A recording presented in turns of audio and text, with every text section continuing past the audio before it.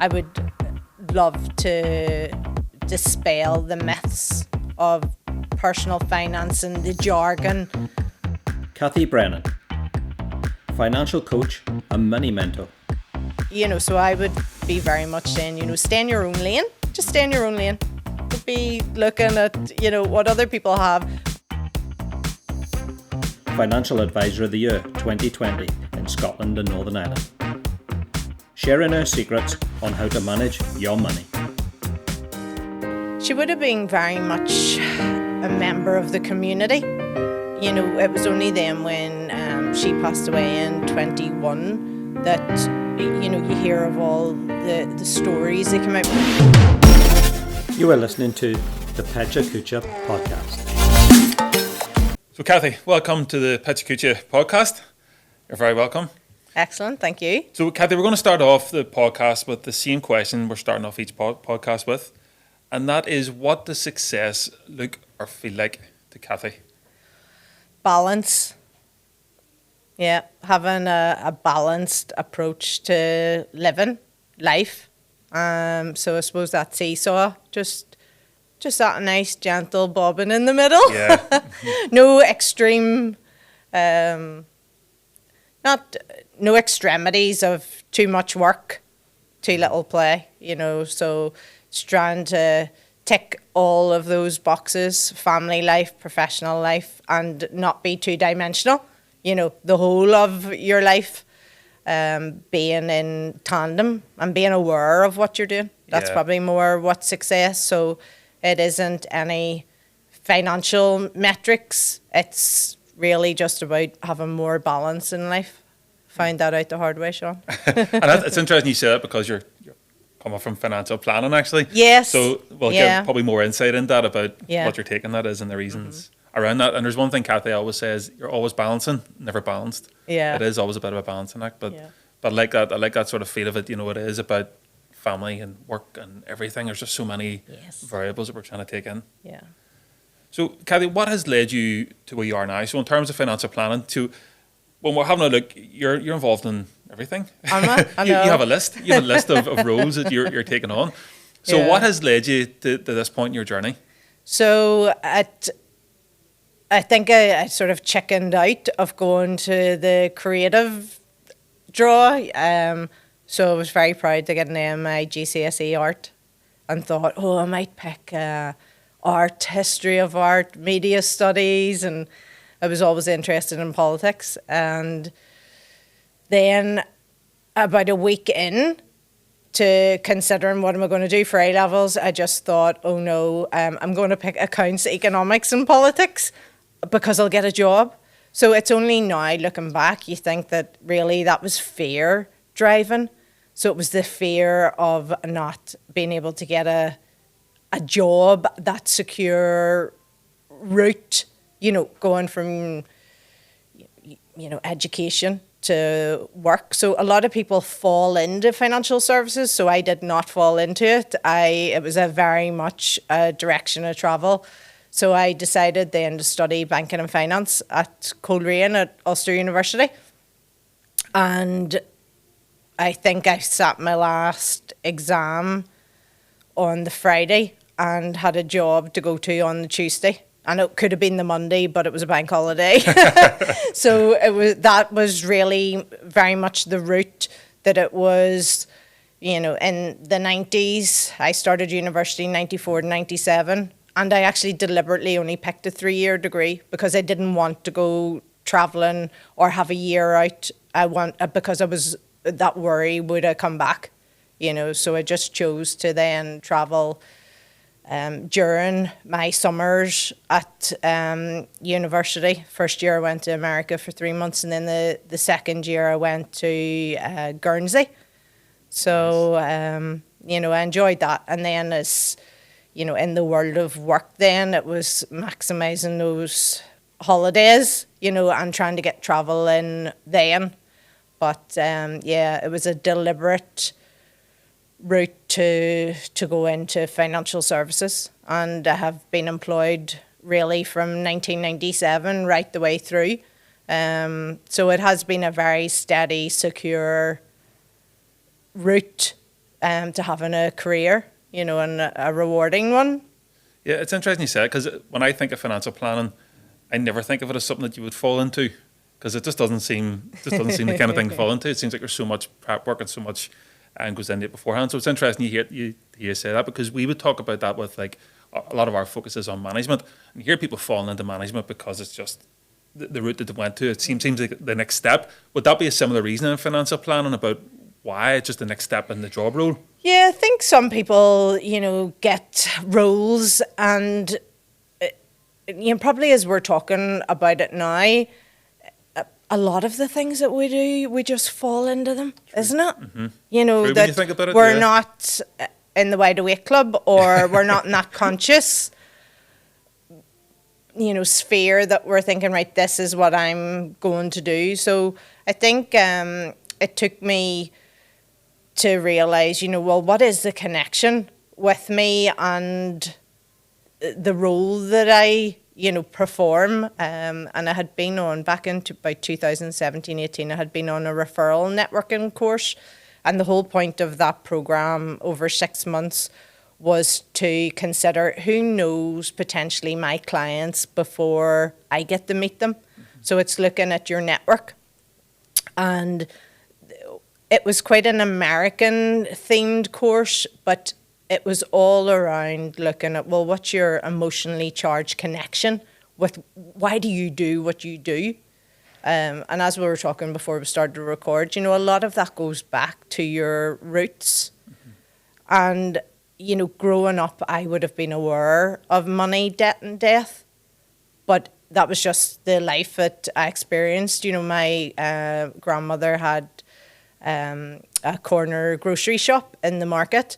And so I would have been aware that money came in different ways, coupons, or, when Granny's shop was redeveloped, the cash register contained sovereign rings, which had been given by local travelling community, in exchange of money. So it was funny then whenever I started to think back, well, what has been my connection with money? And even as we started out this conversation, it's looking at that security.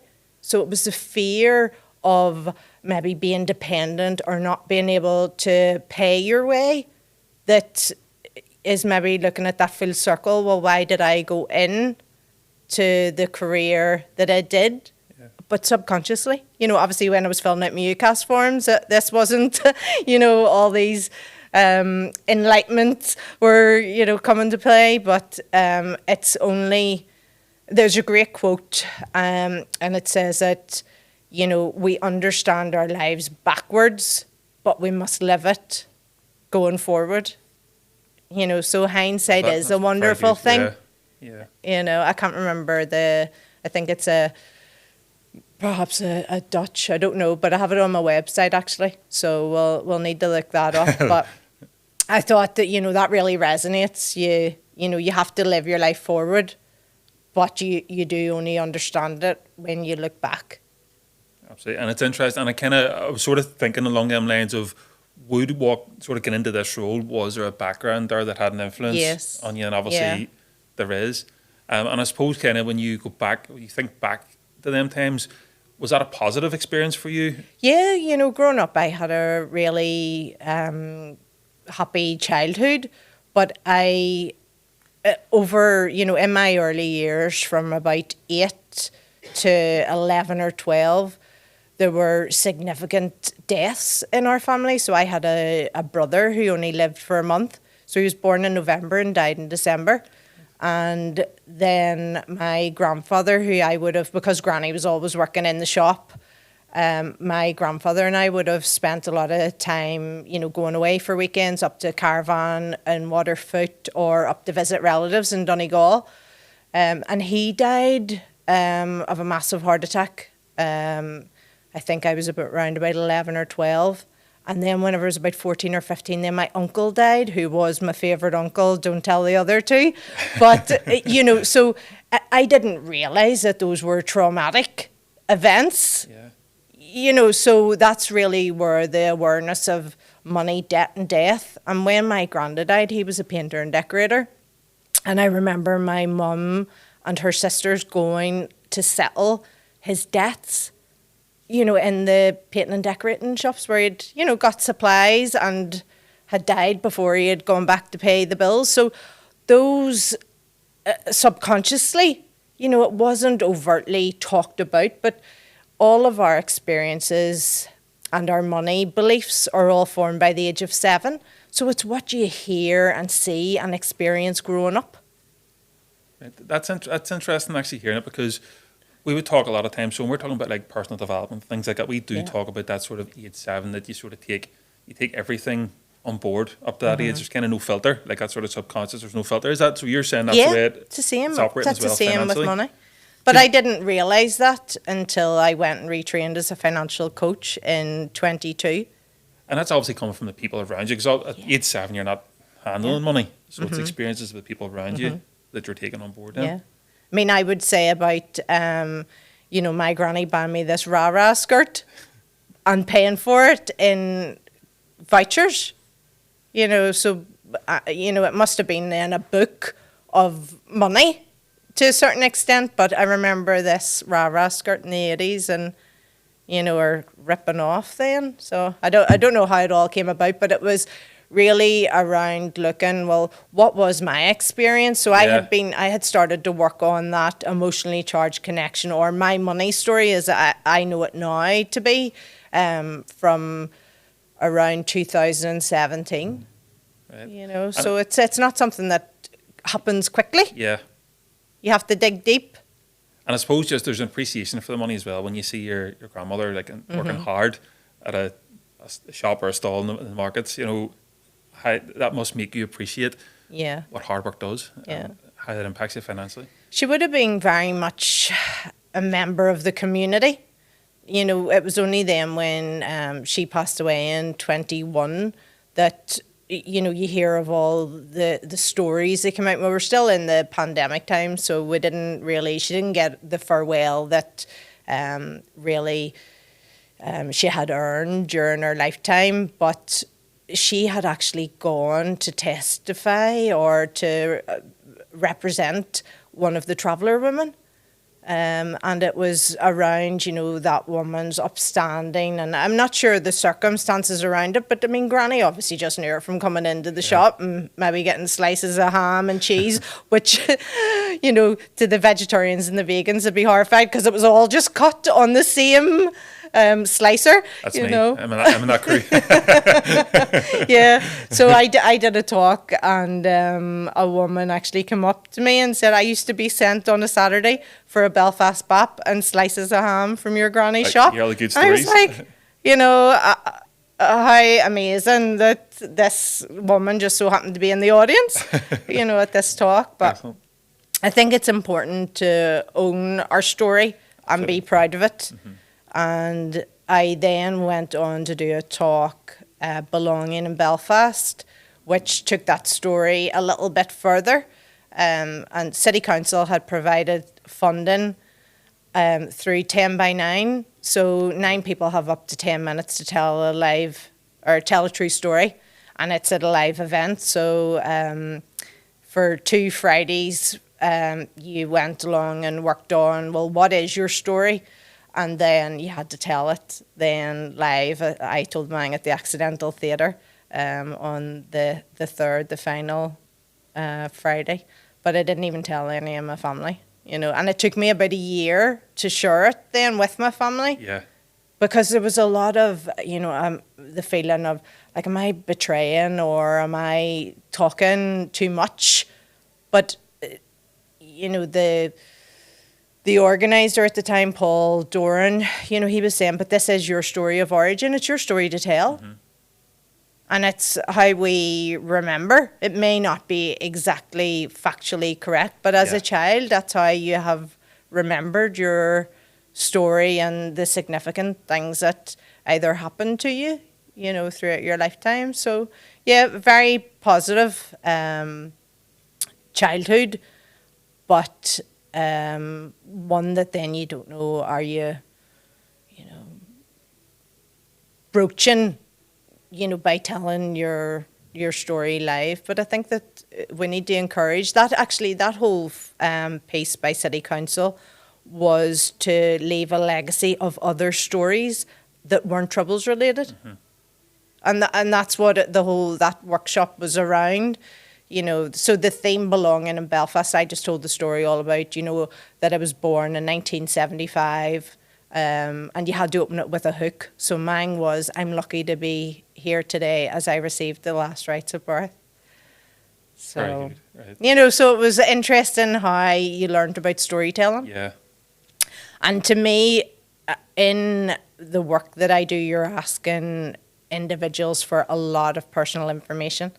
So it allowed me to feel comfortable, by saying to people that said, if you always come from where you come from now, and it's being proud to say, no, actually Absolutely, I was born yeah. in the market, but I live now, in a different part of Belfast, Yeah. but it's not being ashamed of any working class roots, because everyone has to start somewhere. Yeah. And just whether you're born into privilege doesn't mean to say that you have a happier or sadder. Yeah, it definitely doesn't dictate Yeah. that. And I think as well, Cathy, part of that is as well, owning their story probably drives the purpose Yeah. as well. Yeah. And I suppose that's one of the things that you talked about there. We do need to look backwards a lot of times for that, but it is about how you move forward. And I suppose that's where you come in for a lot of people in terms of financial planning.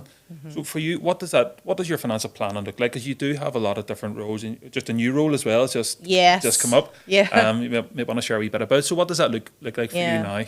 Well, if we start off with what is your money story, so this is looking at your life through the lens of money.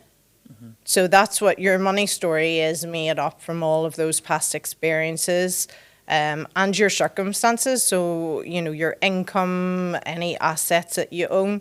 So you can't really separate it out, very much in terms of financial planning. It's about looking at your life plan and how you're going to do what you want to do.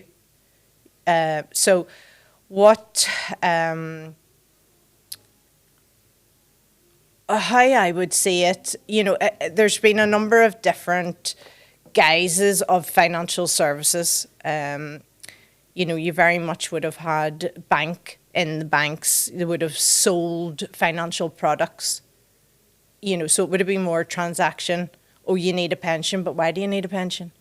So it's looking at, there's a lot of terminology and a lot of barriers, and a lot of the objections you would get. Well, sure, why would I need a pension? My children will look after me, or my family will look after me. But you have to help people make that connection. What is the purpose? So what is the purpose of the retirement or a pension pot? Well, it's so that you have some form of income when you stop working, that then you can do what you want. So what do you want to do? Is it traveling in the future, or is it, just living a simpler lifestyle? You have an active period of retirement whereby typically, you would maybe have 10 or 15 years if you've got, good health, traveling, whatever it is. What other people want to do in retirement is unique. So what you want to do with your money is unique for every person, because people will want to do different things, and some people it can just be doing more of the same, that the things that I do now, or others it will be a wish list. But my whole purpose is trying to lead the life that you want to lead now. Don't save everything up for come 60 or 65. If there are things that you want to do, then look at how could you organise your finances in a way that could be possible sooner. Yeah. It may not be 5-star cruises if that's your thing, but it's looking at, do I want to be spending more time with loved ones now while they're here? So I think that's what my early years has taught me, that, like my granny passed away and she was 84, Granda had died at 52. So there was, like, my granny was on her own for years. Now, she had 8 children and 25 grandchildren. I was the love her. eldest. But it was just the fact that you don't know what's around the corner. Yeah. So, you know, and you've got this mental time horizon. A lot of people are, you know, can be potentially miserable today to earn the money today, to have money in the future. But who's to say that you know, your loved ones or the people that you want to actually have those experiences with will be there? So that's really the message. So it's building in that behavioural finance, and with your leadership, you'll know. So it's looking at, well, what are the habits that I have today that are going to take me away from being able to do those things in the future? Yeah. You know, so if you're not committing to making some savings to provide for your future self, you know, so it's very much looking at that instant gratification today. You know, yes, you get that dopamine hit from spending your money today, but, you know, is there a different narrative, a different story you could tell yourself about that future Sean or the future Cathy? Yeah. You know, so there's a lot of psychology now around balancing, you know, your behaviours and habits, but also building that in with a financial plan. Yeah. So it's quite, probably, you know, in the States, you've got your financial life plan. So that's probably an easier way to explain, you know, where I would like to take the work that I do. Yeah. With individuals, with families. I love that, Cathy, because it's a very real approach to things. You know, it's not just saying, like, I'd seen a news story there. It was a couple who had busy paid off their mortgage, and they were saying how they'd sacrificed everything for 7 years in order to get the mortgage. And as I looked at it, I kind of thought, I don't want to sacrifice everything for the next 7 years. No. You want to live a life, and hearing you saying that is kind of refreshing to hear that that's not a bad idea, to go and enjoy your life. So if we go back to the balance, you know, I very much look at things, you know, in like 3 pots.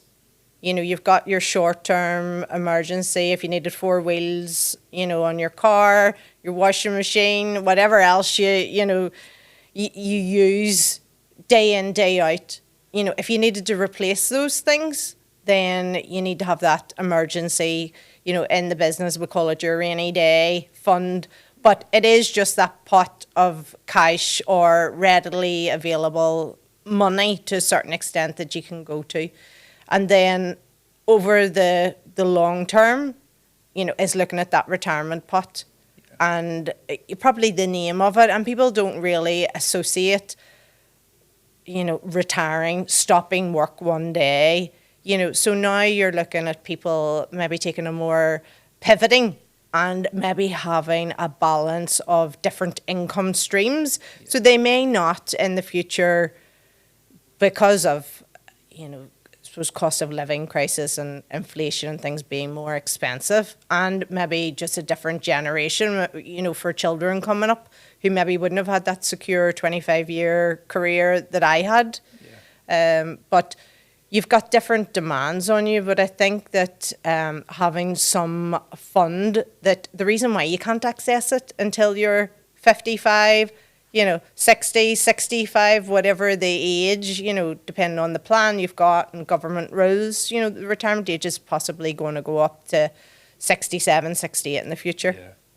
But the reason why it is set like that, because we'd all be dipping into it. If you could access it, you know, 3 years, oh, I think I might upgrade my car, oh, I definitely need a holiday. So you've got your 2 extremes, you know, your liquid cash to reach to, for unforeseen, and then also your long-term money. But then you're going to need that little pot in the middle that you want to get a bit of growth, but that might be for, you know, a significant birthday, whatever, you know, a family trip. So it's just about creating those different pots in your mind. And then now with online banking, you can create little pots in your online account, you know, and put a picture on it. So it's all about personalising, you know. So for me, I'd be wanting a palm tree, to get back to, you know, That's your holiday fund. yeah, you know, something.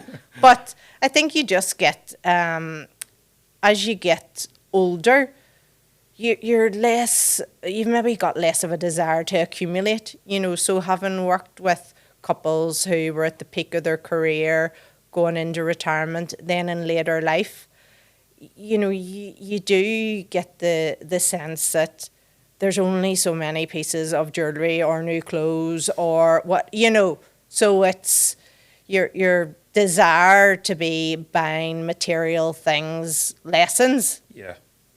And just on from what you're saying, Cathy, the type of clients that you're working with, at what point do they come into you? Are they coming to you because they have an issue, sort of a challenge financially, or is there a panic sets in terms of financial planning, or is it people who are just good and they know they need to speak to somebody to help them along? Yeah, it can be for a variety of reasons. So I suppose if someone has passed away in their family, you know, and either they need to sort things out or understand, well, what is the financial situation? You know, I had parents where their child had died, and they had worked, so they had got, you know, a multiple of their salary paid out as a lump sum. So money can come from, you know, not a good place, you know, not something that you wish for life assurance or things like that to pay out. But it can be also for people who are self-employed and they're paying tax and they want to look at could they have their affairs more tax efficient. So there are a variety of reasons why someone will come along, but it's a bit like you're talking about, well, what's a presenting problem? So presenting problem could be, well, like, I've got this pension statement in, I don't understand it, doesn't look like it's going to provide very much money. And then, so what's behind that? What's at the root cause of that? So is it that I don't think I'm going to have enough? Am I going to have to work forever? So it's trying to understand, yes, what is the presenting problem, but what's at the root cause? And this is again where the psychology comes in terms of just asking more open questions. Yeah. And we're not taught financial education, you know, at school. So I think that there is an overwhelming fear as to what does this mean. And I think as a sector as well, you know, ISAs, you know, SIPs, what SAS, what are all these abbreviations and what do they actually mean? There's so much jargon out there, and it is hard to understand. Like, and I know even from our perspective in terms of business, like, we have an accountant who just sorts the accounts out, and I'd be okay, like, in terms of numbers and all that kind of stuff, but I still need somebody to give me guidance on that. Yeah. And as you said, there's so much jargon out there that it makes it very difficult for people. Like, how do you put a focus on that to help people to get around that? Yeah, I suppose it's breaking down the steps and trying not to use jargon, you know, and that's really where expanding my skill set in terms of retraining as a financial coach, in addition to the financial advice qualifications and experience that I had. It's looking at the language and how we explain the benefits, you know. So pensions are one of the most tax efficient investments that you can have, and that's why the government have created, because they know that, you know, the state pension isn't going to be enough for people to live on, so you're going to have to they're trying to make it attractive. But essentially then, what is it? Well, it's really just one of these savings pots, you know, and it is less accessible because it is for later years. So it's trying to break down, to get at the root of, well, what's driving this conversation, or why now? And there is no lack of information out there. We've got great government guidance, Money Helper, Money and Pension Service. There's loads of guidance, but I think because of the jargon and the regulation around financial services, it makes people just think, actually, There's an overwhelming fear. I don't know what this is. There's so much information. Actually, I'll just do nothing. That's one of the things I was going to say. There is a lot of information, and sometimes it is too much. I found the Money and Pension Service was very good in terms of the website and things like that, breaking it down as well. But I think as we see the benefit of being able to work with someone one-to-one, and one of the things you talked about there is sort of retraining as a financial coach. What is the difference in terms of financial advisor and financial coach? So a financial advisor is a regulated individual. So the Financial Conduct Authority have a register, and anyone who is giving you regulated financial advice will be listed on this register. So it's important that the person is got the right qualifications and experience, and then through your professional body, you will be signing up to, operating with integrity. So it's all around making sure that the person that you're dealing with is going to act in the client's best interest, so it's not for any self-motivation. And I think that's where financial services in the past, I remember my mum and dad having an endowment mortgage, and, at the time, the salesperson had come through one of the teachers' bodies, and it was like, oh, actually, you're going to have so much money that you'll have surplus. But sure, then of course, as the economic environment changed, then there was a shortfall in terms of it wasn't going to be enough money in this investment to pay off your mortgage. So I think because of the backdrop to either previous mis-selling scandals, then there's that lack of trust with professionals. And a financial coach is unregulated. So you're not going to find that person on a register. They're not going to have any specific qualifications. And this was something that I actually wrote one of my postgrad papers on, looking at, well, what are the differences? So answering this exact question. And whilst there is no regulation for a financial coach, I think it comes down to the integrity of the person. So that's where I felt that there's a barrier to getting financial advice because of the regulation and the insurance and the onboarding costs that a firm will have to bring on a client.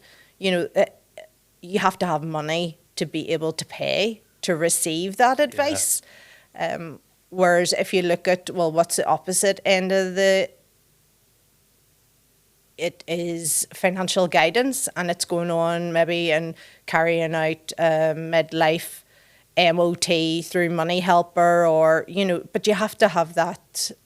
You have to be financially literate, and you have to have digital skills. So again, there can be barriers to even getting guidance. But the Financial Conduct Authority have brought in a new consumer duty, and it is looking at all vulnerable. So you have a duty of care, and you have to identify if the individuals that you're interacting with have any vulnerabilities, and bereavement, pandemic, their life changes or life events that so vulnerability can be temporary, and or it can be more focused, say, on, learning needs, but or even English as a second language. There are so many barriers, but so you've got, paid for financial advice, guidance, and my view was that coaching then provides another alternative. So if we were to engage if I was to support you with, looking at your life plan, that's essentially where we're having a discussion, but you're coming up with the decisions as to what you want to do. It's a bit like, okay, so, if I knuckle down, we don't have a holiday, we don't eat out, right, and we can get this mortgage paid off in 7 years. You know in your gut that you don't want to do that. No. So you have to have this emotional connection with what you decide to do. Otherwise, you're not going to see it through. I love that. I love that emotional connection. The things, because I think it is so true no matter what you look at. And it's same as you said, even you could put like a palm tree on your savings account, because that will create an emotional connection in itself, which will push you towards saving for whatever that is that you want.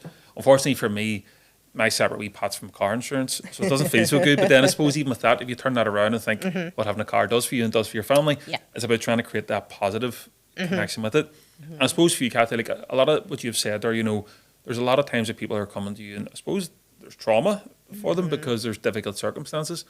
And while that may be difficult for you, I suppose it feels good as well to be able to give people that support and set them on a positive path as well.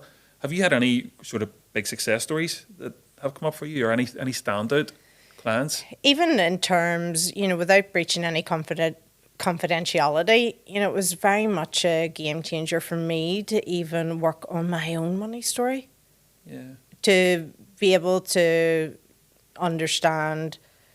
So I realised that my mental time horizon was really long, and that was probably to do with the fact that I was working in financial services. But, I was prepared to work,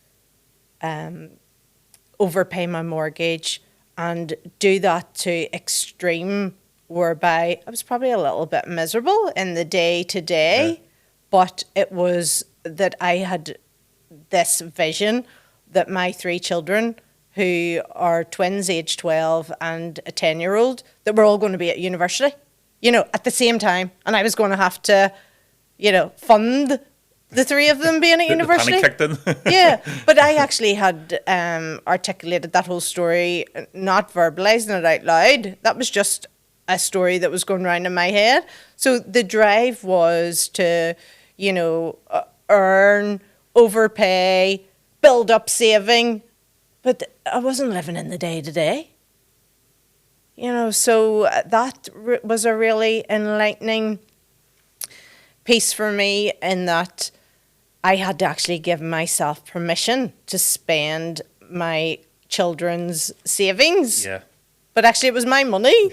I had just been putting it away for their future. But, and it was all around giving myself that permission that allowed me then to retrain as a financial coach and go back and do a postgrad at Ulster. So, it's about then not getting so fixated in terms of building money up and not touching money. It's, well, what is the money there for? So the money weaves its way through all our lives. And it's not abstract. It's not something separate to who we are. It is part of who we are. Yeah. And I suppose getting more comfortable with what does money mean to you and what's it there to provide. I'm very much going back to that it's our own money story, and how we deal with money is totally unique. There's such the social messages that we get in terms of comparing ourselves to others, in terms of, well, other people are, going skiing or doing this and that. But what do you actually want? Yeah. Is that what you want? We're being driven by social media and the things that we see around us, instead of what we want, our own things. And I think when it's nearly like the escapism that, it's work, work, work. Okay, we're getting a bank holiday weekend. Right, where are we going? Because you're trying to escape. But you're always going to come back. You can't escape from yourself. So it's being very much in tune with, well, what do I want and what do I need? And being happy with your lot. And, so I would be very much saying, stay in your own lane. Just stay in your own lane. Don't be looking at, what other people have, because you don't know what the story is behind that. Yeah. And it could be that people are happy to rack up debt to live now, but so it's just being aware of the decisions that you make. Yeah. So I think that yeah, a lot of my enlightening came from looking at my own money story and interesting. realizing I was a workaholic and a shopaholic, and then having to unpack that. That scary point where you look at your online banking and go, that's what I'm spending all my money on. Yeah, I think it's interesting because I know, like, when we started in business, one of the things I had in my head was, I remember somebody saying to me at the start, what do you want to achieve? And I said, look, 5 years, the business will be making £1 million. And I remember, like, shortly after, thinking, that's not even what I want. But I think at the time, it wasn't that I wanted to be a millionaire. It was that I just seen the money as the measure of a success at the time. And then COVID hit and things suddenly changed because, as you say, we have all these savings set up and you're afraid to sort of dip into them. So I think in the pandemic, it was sort of, you were forced in that situation where you had to sometimes dip into money depending on your own circumstances. Yes. And I think things have changed a wee bit since that. Have you noticed any different sort of trends coming out since COVID? Yeah, well, mental health, isn't that, it's that has been, and that's saying, your health is your wealth. It is so true, because there is no point in having a big pot of money and not being able to either travel or do what you want to do. Positive things. So, and you would have that desire, to build up a certain pot of money. But it is a numbers game because you're trying to balance out longevity and, so it's about not running out of money before you run out of breath.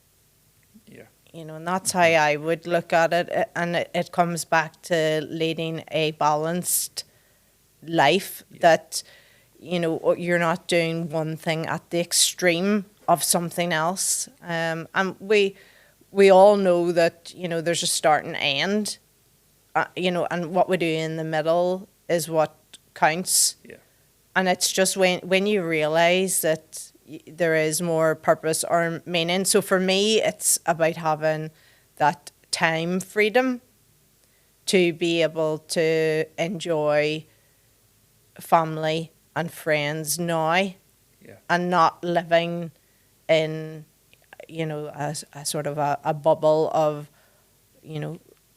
I suppose maybe even that hamster on the wheel. Yeah, that's it. Just, going through the motions, but actually not living life. So just enjoying yourself, enjoying the money that you're working hard for. Yes, or even just enjoying the time. Yeah.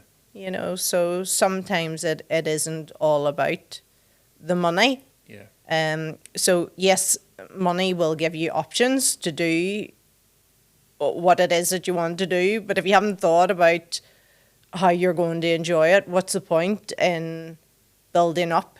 So it's just not looking at either those extremes of, spending more than you have and, not spending anything. Yeah. So it's just trying to move to that middle ground and understanding what makes you tick, what makes you happy. Mm-hmm. So I came across set point theory when I was at Ulster University, and I'd actually heard it on a podcast with the financial well-being, Ruth Starkey at the time, and I looked it up, and it was saying that 50% of your happiness is due to your DNA. So not much we can do about that. The other 10% of your happiness comes from your circumstances. So very much in my past career as a financial advisor, I would have focused on circumstances, which would have been, so how much do you earn? Do you own your own house? Have you got family? Do you think that they'll go to college, or what sort of commitments are you going to have, and what assets? So if you put any money into pensions, so it would have been all quite factual. Yeah. But the other 40% of your happiness is attributed to your beliefs and thoughts. Never asked anybody, were they happy? Yeah. Or, so why? So sometimes you find that people are always accumulating wealth. They actually don't know why. Yeah. Well, when are you going to think about, stopping work? And they're thinking, well, actually, like, I've been away at work for 30 years. I'm sure my partner doesn't want me, hanging around, I think that's what's been good about what you shared today, because I think you've given a real sort of balance. If you think balance is one of the things you focused on specifically, but it's a real view of money and how it actually works, and that we should be looking at that balanced life and seeing what we can actually get. What's our purpose? Yes. essentially, out of it Yeah.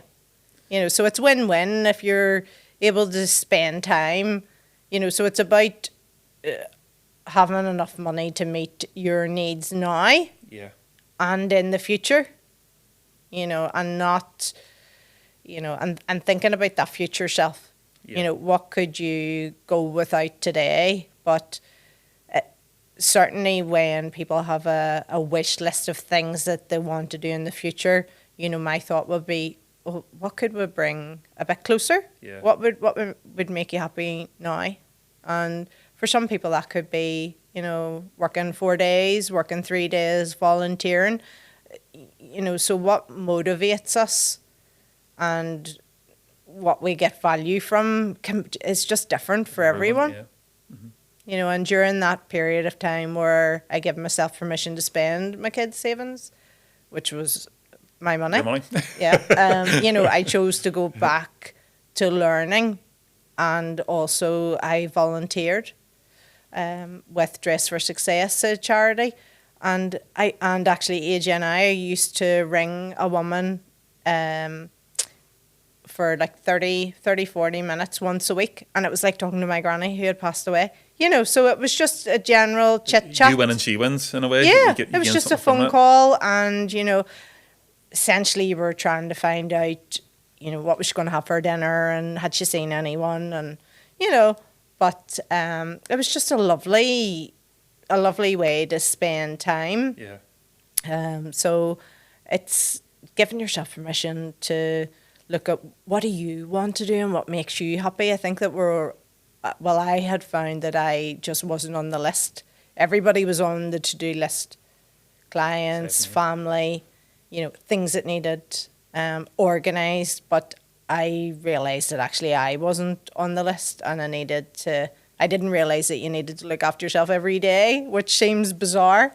But That's a good message to send out. That I think put your own oxygen mask on first. Yeah. Look after yourself first. Yeah. And yeah. Thank you, Cathy. So, what we do in every podcast is we feed your information into ChatGPT, and ChatGPT shares with us a question. Excellent. Which we want to ask you. So I'm just going to read it out as it is.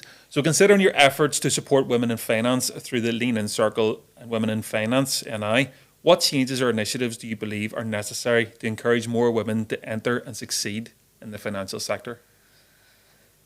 Mentorship. Yeah, women make up, in terms of financial planners, financial advice givers, I don't know the exact stats, but I'd say at a guess it would be about 16 or 17% of women that make up the profession, and obviously we've got It was as low as that. Yeah, it is very low, and there are lots of barriers, even for me, having gone back into financial planning, having taken that sabbatical, we'll call it. There's the regulatory exams, maybe some online assessments. You have to show that you're fit and proper to be providing advice. And I just think that there are lots of barriers. And I would love to look at, well, what do the Financial Conduct Authority require? And then what are the extra requirements that perhaps firms or organisations or professional bodies put in place? So I do think that there are lots of barriers to getting more women. But as someone who has, worked in financial services from 1997, I'm very much of the opinion that we all need to support the men and women coming behind us. At least now you've got paternity leave that can be shared, so these potential barriers of retraining, getting reaccredited to carry out your role, It's just looking at really what improvements could be made there. What is required and what's the nice to have Yeah. on top of that. So I think that that's what I have found, that for anyone taking off a period of time, either to care for relatives or to have children, you know, they could potentially be facing these barriers after maternity leaves Yeah. or after breaks in practicing. I think, Cathy, see what you're saying. It might actually. So we finish in every podcast with a final question. We're calling it the finisher. And what you're saying might just, I think it fits in nicely to it. Yeah. So I'm going to ask it, and you can kind of add to that as well. If tomorrow you were given the power in the local government, and you were given some power for the budgeting, what do you feel it should be spent on? Financial literacy and financial education, but not a course. You know, not a go online and work through a course yourself. You know, Proper learning. that you have, you know, some self-learning. Yeah. You know, well, what are my experience of money growing up, and what issues do, you know, I find myself in? Is there anything that's extreme? And then looking at, well, what is the plan, and could I talk that plan over? You know, so very quickly in talking to someone, you know, someone with my experience, I feel that I'm very quick to spot either opportunities or red flags. Yeah. And you need that human element. So as wonderful as ChatGPT is, you still need someone who has my experience to say, you know, oh, well, you know, what I can see, and not doing that in a judgmental or confrontational way. It's just, well, have you thought of, or so if you keep on going down that path, Yeah. This can is you what the future foresee? will look like. Yes, yeah. So I think it. I would love to dispel the myths of personal finance and the jargon, and relate it back to, well, what can you do now? So how can you reframe this situation? So what can you do? Because you're going to be more on board with that future plan if you have come to that awareness yourself. Absolutely. Yeah. So, And I think that's a nice message, Cathy, to end on. And I think what you've shared today will be very useful to people listening, just to know that it's okay to have that balance. It's okay not to be putting everything aside just in order to get the money to pay off the mortgage or whatever the case may be. And it's people like yourself which will help people through the next stage in terms of financial planning. Cathy, excellent. thank you very much for Thank today. you, Sean. Hope you've enjoyed it. Great.